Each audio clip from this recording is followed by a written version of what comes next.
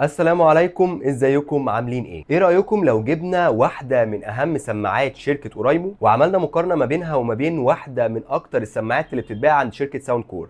يا ترى ايه اللي ممكن يحصل؟ النهارده هنعمل مقارنة ما بين سماعتين منتشرين جدا في الوقت الحالي، هما الار 50 اي من ساوند كور والاورايمو سبيس بادز زي. خلينا نتعرف على كل حاجة ما بينهم ونشوف مين فيهم فعلا اللي يستحق ان انت تشتريه في فئة ال1000 جنيه. قبل ما نبدأ المقارنة انزل بس اعمل لايك وشير وسبسكرايب ويلا نطلع نكمل.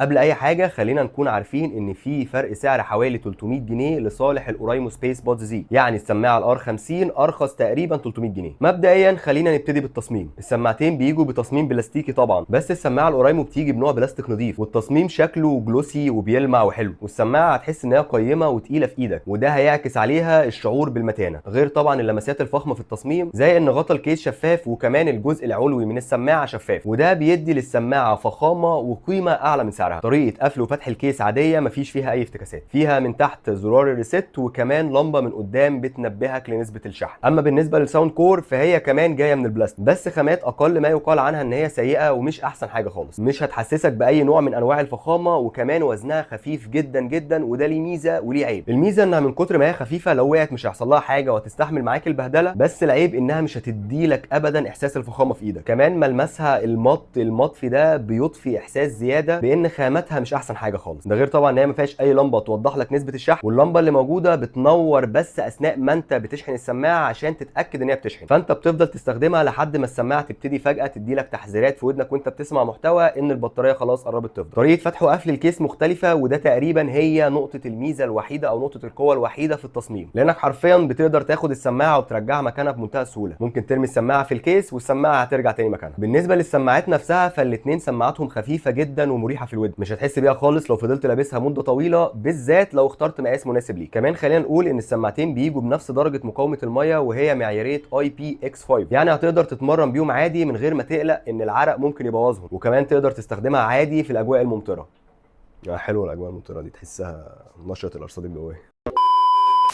بالنسبه للصوت، الصوت في السماعه الاورايمو انقى بحبه حلوين من الصوت في السماعه الار 50، هتحس ان الصوت طبقاته متوزعه احسن وهتكون قادر تحدد الاصوات بشكل افضل، مش مجرد ان هو صوت عالي وخلاص. اما بالنسبه للسماعه الار 50 فهنلاقي ان البيز اقوى بشكل ملحوظ، ولكن ده طبعا بيجي على حساب نقاء الصوت، فلو انت عايز صوت نقي اكتر وطبقات متوزعه احسن روح للاورايمو، لان ده كمان هيفرق معاك في مشاهده المحتوى. يعني لو بتتفرج على محتوى كلامي بودكاست مثلا او فيديو زي اللي انت بتتفرج عليه دلوقتي كده هتحس ان الكلام مفهوم اكتر. اما لو انت عايز صوت عالي وبيس قوي جدا فالار 50 هتكون مناسبه ليك. الار 50 صوت البيس فيها اعلى بشكل ملحوظ، بس لازم تاخد بالك ان المحتوى اللي هتكون بتسمعه ومش هيكون فيه بيز هتحس ان الصوت وطي لتقريبا النص. طول ما المحتوى اللي انت بتسمعه فيه بيز هتلاقي الدنيا تمام، لكن من غير البيز الصوت بيقل لدرجه كبيره. خلينا دلوقتي نتكلم عن ابلكيشن اورايمو وابلكيشن ساوند كور. طبعا السماعتين تقدر تربطهم وتتحكم في اعداداتهم من الابلكيشن المخصص لكل سماعه فيهم، وكل من السماعتين تقدر تتحكم في الايكولايزر والبيز من خلال الابلكيشن الخاص بيهم هما الاثنين. ومش هكدب عليكم مش هقف عند النقطه دي كتير، بس بنسبه كبيره الكلام ده مش بيفرق في الصوت خالص. فعندك مثلا في ابلكيشن ساوند كور الخاص بالسماعه الار 50 ميزه اسمها بيز اب، المفروض ان هي بتزود البيز اللي هو اوريدي في اعلى درجات، ولكن في الواقع لما فعلتها او لما قفلتها ما حسيتش باي فرق في البيز، يعني عادي وانا مشغله زي وانا قافله. كمان الاوضاع الموجوده في كل ابلكيشن للسماعتين زي اكوستيك او جاز او كلاسيك او الحاجات دي برضو مش بتفرق بشكل ملحوظ خالص في الصوت. السماعتين بتقدر تتحكم فيهم عن طريق التابس، وبتقدر تخصص التابس دي بالطريقه اللي تريحك وتناسب استخدامك، وكل ده برضو بتقدر تخصصه وتتحكم فيه من خلال الابلكيشن الخاص بكل سماعه. هنلاقي في ابلكيشن اورايمو اوضاع اكتر شويه من اللي موجوده في ابلكيشن ساوند كور، زي مثلا ميزه الاكتيف نويز كانسليشن اللي موجوده في السماعه الاورايمو واللي بتقدر تعزلك تماما عن كل اللي حواليك، وكمان في مود اسمه الترانسبيرنسي مود، وده بيقدر ينقل لك الاصوات اللي حواليك من خلال المايكات يدخلها لك جوه في السماعه، بحيث انك ما تبقاش معزول تماما عن كل اللي بيحصل حواليك، وكل ده طبعا مش موجود في الار 50. بس اللي موجود في الار 50 ومش موجود في السماعه الاورايمو هي ميزه بسيطه جدا بس لذيذه الصراحه، هي ميزه الفاين ديفايس، واللي بتقدر من خلالها انك تخلي السماعه اللي ضايعه منك سواء اليمين او الشمال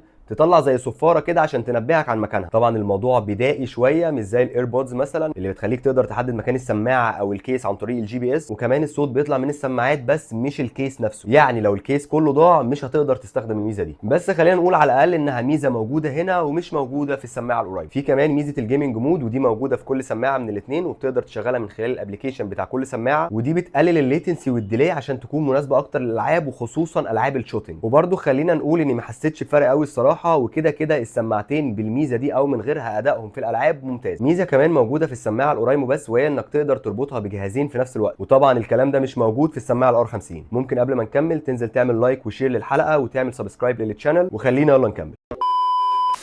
خلصنا الصوت، خلينا بقى دلوقتي نتكلم عن اداء كل سماعه في المكالمات. لو انت اتفرجت على حلقه مراجعه السماعه الاورايمو والسماعه الار 50 اللي انا نزلتهم قبل كده على القناه، فتقريبا انت اكيد عارف رايي. ولو ما اتفرجتش انصحك طبعا انك تروح تتفرج دلوقتي، لان الريفيو بتاع كل سماعه بيكون مفصل اكتر. بس خلينا باختصار نقول ان اداء المكالمات في السماعه الار 50 متواضع خالص ومش احسن حاجه. طول ما الظروف كويسه حواليك والدوشه قليله تمام، السماعه هتقضي الغرض وزياده. لكن بمجرد ما الدوشه تزيد حواليك، او لو انت بره في مكان فيه زحمه او هوا شديد، المكالمة للأسف هتتحول لسلسلة من ايه هتلاقي فيه صعوبة شديدة في أداء المكالمات. لكن لو أنت في البيت أو في مكان ما فيهوش زحمة أو دوشة قوي، السماعات هتقضي معاك الغرض وزيادة. أما السماعة الأورايمو فأدائها أفضل بشكل ملحوظ في موضوع المكالمات ده. الأربع مايكات المتوزعين على السماعتين بيخلوا صوتك واضح بشكل كبير للشخص اللي أنت بتكلمه، حتى لو أنت في مكان فيه زحمة أو دوشة أو هواء، الطرف الثاني هيبقى قادر يسمعك بوضوح. نيجي بقى لنقطة مهمة جدا جدا، وهي نقطة البطارية. ومش عايز في النقطة دي اتكلم عن أرقام على قد ما أنا عايز اتكلم عن الأداء الفعلي. مبدئيا السماعتين بطارياتهم ممتازة جدا، وكمان الاثنين سماعاتهم بتدعم الشحن السريع. السماعه الاورايمو بطاريتها ممتازه وتقدر تقعد معاك لمده اسبوع او اقل حاجه بسيطه من الاستخدام المعتدل، ده غير ان فيها لمبه زي ما قلنا عشان توضح لك نسبه الشحن. اما بالنسبه للسماعه الار 50 فاقل ما يقال عن البطاريه بتاعتها ان هي خارقه، لاني فعلا بنسى اشحنها، ولما باجي اشحنها بنسى انا اخر مره كنت شحنتها كانت امتى. فالصراحه اداء البطاريه في السماعه الار 50 جبار وفعليا مش منطقي. وعشان ما نظلمش السماعه الاورايمو في النقطه دي، خلينا نقول ان السماعه الاورايمو فيها 4 مايكات، وكمان فيها اكتيف نويز كانسليشن حقيقي، وكل ده طبعا بيأثر على عمر البطاريه، على عكس السماعه الار 50 اللي بتفتقد لكل المميزات دي. فخلينا نقول لو هنتكلم عن اداء البطاريه لوحده كده وبحد ذاته، فاداء البطاريه في الار 50 جبار. ملخص المقارنه دي، لو انت عايز سماعه صوتها عالي والبيز بتاعها قوي جدا ومش بيفرق معاك موضوع توزيع الطبقات والنقاء والكلام ده، لو انت عايز بطاريه قويه جدا جدا لدرجه انك ممكن تنسى تشحنها اصلا، لو انت عايز سماعه وزنها خفيف واعتماديه تبهدلها بقى براحتك في جيم في شغل في ايا كان، وكمان فرق سعر لصالحها حوالي 200 او 300 جنيه، فالار 50 هي اختيارك المثالي. اما لو بتدور على سماعه تديلك فخامه اكتر واداء افضل بكتير في المكالمات مع ميزه النويز كانسليشن وتنوع اكتر في المودز اللي موجوده فيها، وكمان صوت انقى مناسب اكتر لمشاهده المحتوى، فطبعا تختار الاورايمو سبيس بودز دي. وعايزك كمان تقولي في الكومنتات في رايك انت تفضل انهي سماعه عن الثانيه وليه. واخيرا ما تنساش اللايك والشير والسبسكرايب، وسلام.